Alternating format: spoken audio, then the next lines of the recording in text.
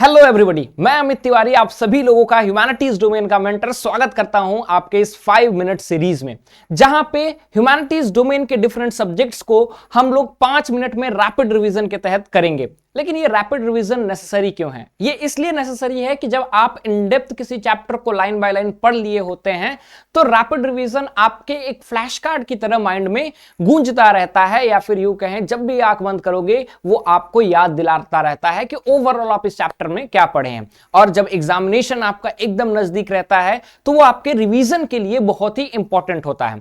लेकिन ये series start करने से पहले आपको मैं कुछ एक बेसिक इंफॉर्मेशन देना चाहूंगा कि 5 मिनट सीरीज मैंने इसलिए स्टार्ट की क्योंकि इससे पहले मैंने आप लोगों के लिए one shot NCERT series complete कर लिया है। वन शॉट एनसीईआरटी सीरीज में हमने क्या किया है? वन शॉट एनसीईआरटी सीरीज में बाबू हम लोगों ने लाइन बाय लाइन एनसीईआरटी को कवर अप किया है। अगर आपने अभी तक उसको नहीं देखा है तो आप हमारे यूट्यूब चैनल पे आइए और यहां पे देखिए प्लेलिस्ट है जहां पे पॉलिटिकल साइंस के आप देखिए सारे चैप्टर्स को मैंने वन शॉट में कंप्लीट कर लिया है। तो हिस्ट्री के आप हिस्ट्री हो, पॉलिटिकल साइंस हो, आप जा करके वन शॉट में इसको कर सकते हैं लाइन बाय लाइन, फिर 5 मिनट सीरीज को कर सकते हैं।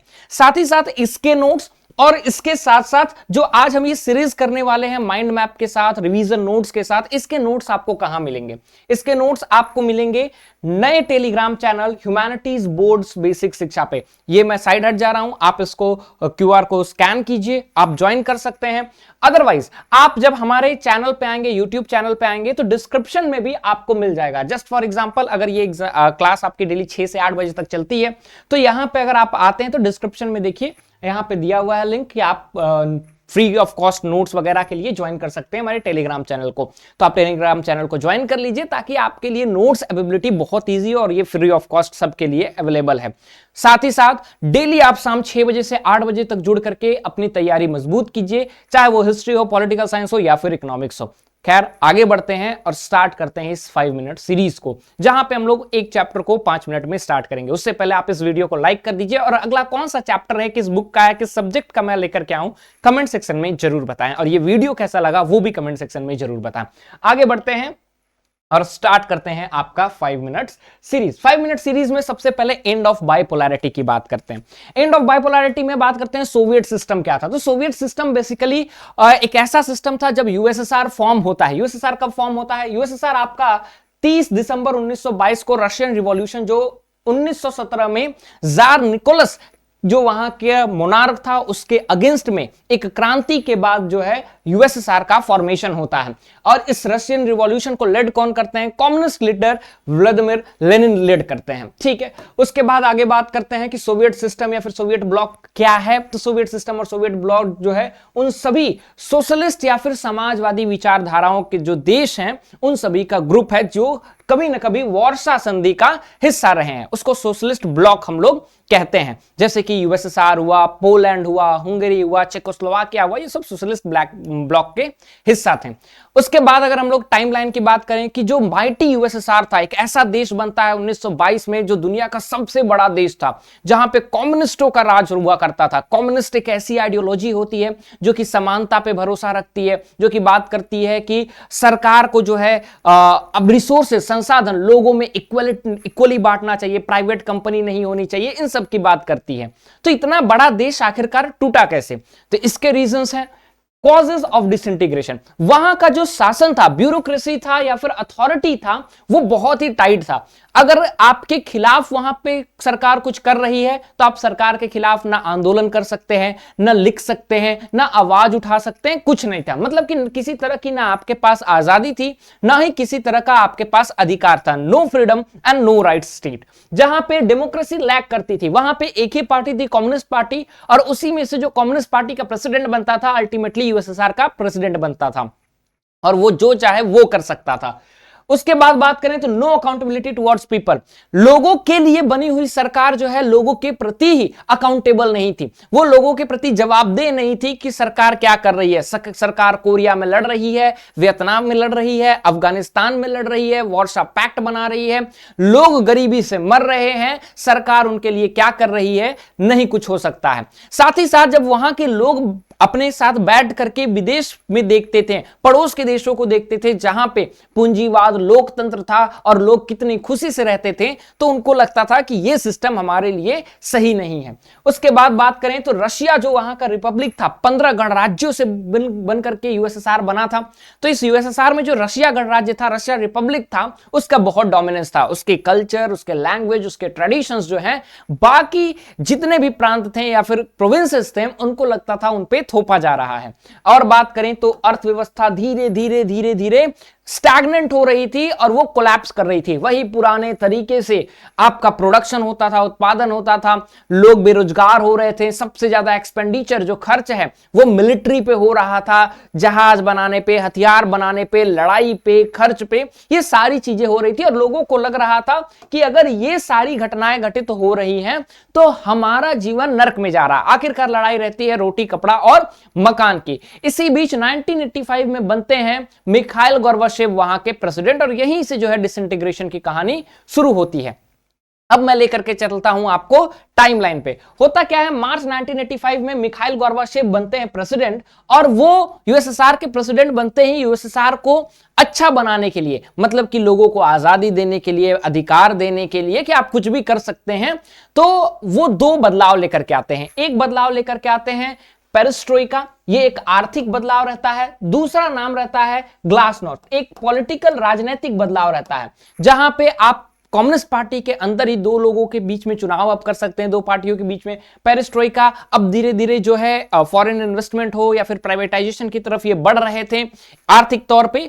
तो ये दो बड़े बदलाव रहते हैं। तो ये दो बदलाव जो रहते हैं वो आग में घी डालने का काम करते हैं। जहां पे लोगों के पास आजादी नहीं थी, गुस्सा को व्यक्त करने का माध्यम नहीं था, अब उनके पास एक मींस मिला है टू एक्सप्रेस देयर विशेस और टू विल, ठीक है, और वो सरकार के खिलाफ प्रोटेस्ट करते हैं। साथ ही साथ उस वक्त जो सोवियत ब्लॉक के देश थे, चाहे वो चेकोस्लोवाकिया हो, हंगेरी हो, पोलैंड हो, यहां पे अब कम्युनिस्ट सरकार गिर करके कौन सी सरकार बनती है, वहां पे अब बनती है धीरे धीरे लोकतांत्रिक सरकार। और ये जब गणराज्य देख रहे होते हैं 15, तो वहां पे भी आंदोलन चालू होता है।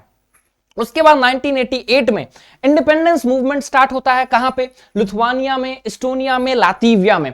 1989 में अक्टूबर की बात करें तो बर्लिन की जो दीवार है, बेसिकली 1961 में, याद रखिएगा 1961 में ये बर्लिन की दीवार जो है वो बनाई जाती है, और ये एक मेजर आपके लिए सिंबल कहलाता है कोल्ड वॉर का। जो शीत युद्ध का दौर है उसका सिंबल कहलाया जाता है कि दीवार ही बन गई कि लोग यहां से वहां तक न जा पाए। इन डिटेल मैंने आपको पढ़ाया है, आप एनसीईआरटी में देख सकते हैं, ठीक है। और वार्सा जो संधि रहती है वो कोलैप्स हो जाती है अक्टूबर 1989 में ही, ठीक है। एक तो बर्लिन की दीवार नवंबर 1989 में गिर जाती है। कब गिरती है? नवंबर 1989 में, ठीक है। और अक्टूबर 1989 में वार्सा संधि खत्म हो जाती है। जो भी सोवियत ब्लॉक के लोग हैं वो अपना डिसीजन ले सकते हैं कि वो कहां पे जाना चाहते हैं। फरवरी 1990 में जो 88 में आंदोलन चल रहा था उसका परिणाम मिलता है, और बेसिकली एक और फरवरी में क्या होता है, अब धीरे धीरे ये आजादी की तरफ पहुंच रहे होते हैं। फरवरी 1990 में मल्टी पार्टी आता है ड्यूमा में। ड्यूमा क्या है? पार्लियामेंट रहता है, ठीक है, यूएसएसआर का। यहां पे मल्टी पार्टी सिस्टम आ जाता है अब, ठीक है, बस कम्युनिस्ट पार्टी नहीं है। मार्च 1990 में जो मैंने आपको बताया कि ये जो प्रोटेस्ट चल रहा था उसका परिणाम आता है, और लिथुआनिया पहला 15 राज्यों में से एक राज्य बनता है जो कि आजाद होता है। लिथुआनिया, लातविया, एस्टोनिया 3 बाल्टिक राज्य हैं जो कि सिंगिंग रिवॉल्यूशन के तहत आंदोलन की मांग करते हैं, अलग होने की मांग करते हैं, तीनों अलग हो जाते हैं। सबसे पहले लिथुआनिया अलग होता है। जून 1990 में रशिया इंडिपेंडेंस अपने आप को आजाद घोषित कर देता है। 25 दिसंबर 1991 को अंततः यूएसएसआर कोलैप्स कर जाता है, प्रेसिडेंटशिप से वो इस्तीफा दे देते हैं मिखाइल गोर्बाचेव, और कॉमनवेल्थ ऑफ इंडिपेंडेंट स्टेट बनाया जाता है जिसको यूक्रेन, बेलारूस और रशिया मिलकर के बनाते हैं। बाकी देश भी उसमें लास्ट में ज्वाइन हो जाते हैं। अब परिणाम क्या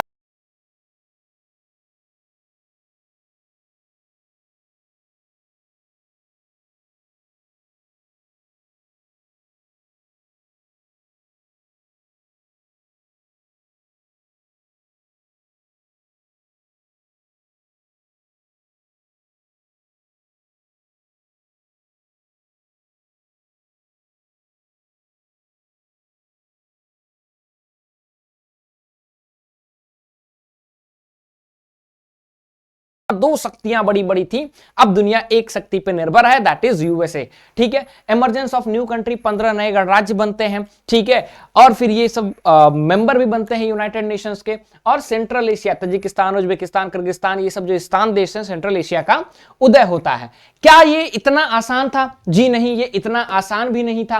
क्यों? क्योंकि रशिया अपनाता है शॉक थेरेपी। शॉक थेरेपी क्या है? शॉक थेरेपी बेसिकली एक चेंज इन इकोनॉमिक स्ट्रक्चर है। जब आपकी अर्थव्यवस्था पुराने समाजवादी अर्थव्यवस्था से डायरेक्टली पूंजीवादी अर्थव्यवस्था में, from socialism directly to capitalism पे चेंज करता है, और ये आईएमएफ और वर्ल्ड बैंक के इन्फ्लुएंस से हुआ था, यूएस रशिया ये चेंज करता है, इसीलिए इसको शॉक थेरेपी कहते हैं। शॉक था कि पूरा वहां की करेंसी वगैरह डिसॉल्व हो गई थी, अभी मैं बताता हूं। ठीक है, साथ ही साथ ये थेरेपी था कि बाद में रशिया की अर्थव्यवस्था भी सुधरी।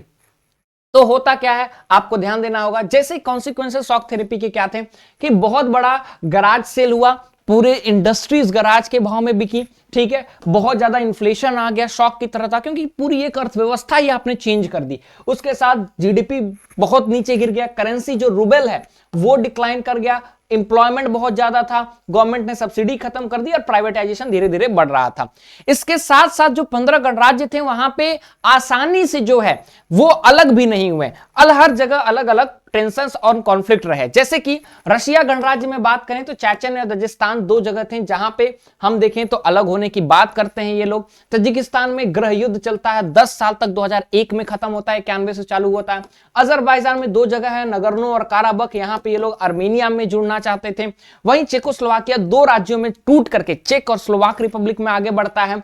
और उसके साथ साथ मूवमेंट जो है यूक्रेन, किर्गिस्तान और जॉर्जिया में भी होता है। साथ ही साथ बाल्कन रिपब्लिक में जो है आखिरकार नाटो मेंबर्स के बॉम्बिंग से ये शांत होता है, और बाल्कन रिपब्लिक बेसिकली 3 राज्य नए बनते हैं, यूगोस्लाविया टूटता है, क्रोएशिया में, Slovenia and Bosnia and Herzegovina में। ठीक है, तो इस तरह से आपकी बाइपोलैरिटी जो है वो एंड होती है। ये थोड़ा सा आपके लिए 5 मिनट से ज्यादा रहा, इसलिए क्योंकि आपको मैंने शुरुआत में इंट्रोडक्शन दिया। मिलते हैं अगले चैप्टर में, till then thank you so much.